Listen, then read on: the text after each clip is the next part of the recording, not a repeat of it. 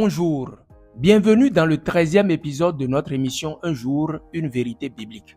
Comment recevoir le baptême du Saint-Esprit ou le don du Saint-Esprit?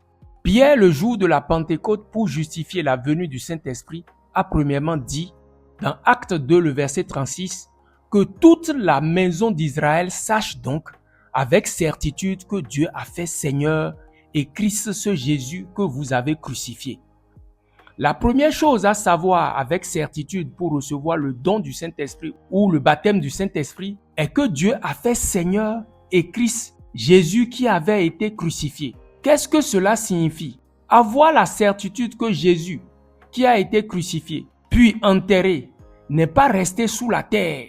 Dieu l'a ressuscité d'entre les morts et l'a élevé dans la gloire. Et c'est parce que justement, il est dans la gloire à la droite du Père qu'il nous a donné le don du Saint-Esprit.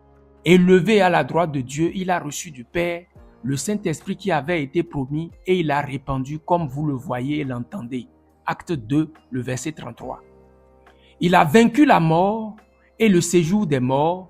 Il est ressuscité et s'est assis à la droite de la majesté de Dieu.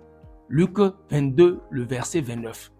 Jésus, avant sa mort sur la croix, demandait à son Père déjà: glorifie-moi auprès de toi, de la gloire que j'avais auprès de toi avant que le monde fût. Jean 17, le verset 5. C'est désormais chose faite. Il est glorifié, car s'il n'est pas glorifié, il ne peut pas nous faire don du Saint-Esprit. Car il avait dit, bien avant cela, dans Jean 7, le verset 37 à 39, le dernier jour, le grand jour de la fête, Jésus se tenant debout s'écria: si quelqu'un a soif, qu'il vienne à moi et qu'il boive. Celui qui croit en moi, des fleuves d'eau vive couleront de son sein, comme dit l'Écriture. Il dit cela de l'Esprit que devaient recevoir ceux qui croiraient en lui. Car l'Esprit n'était pas encore, parce que Jésus n'avait pas encore été glorifié. Ici, il parlait précisément du baptême dans le Saint-Esprit et il dit la condition, c'est de croire en lui. Croire en ce qu'il est le Fils de Dieu, qui est descendu du ciel, en se dépouillant de sa gloire comme un simple homme, afin de mourir pour ôter nos péchés et nous délivrer de la puissance de la mort, et ensuite retourner dans sa gloire pour nous donner le Saint-Esprit. Et oui, il est désormais dans la gloire et il nous a donné le don du Saint-Esprit.